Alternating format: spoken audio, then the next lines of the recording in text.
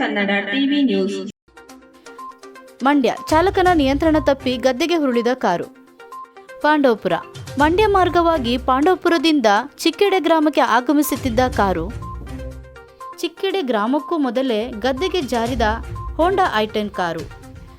steering lock ಆದ ಕಾರಣ ಚಾಲಕನ ನಿಯಂತ್ರಣ ತಪ್ಪಿದ ವಾಹನ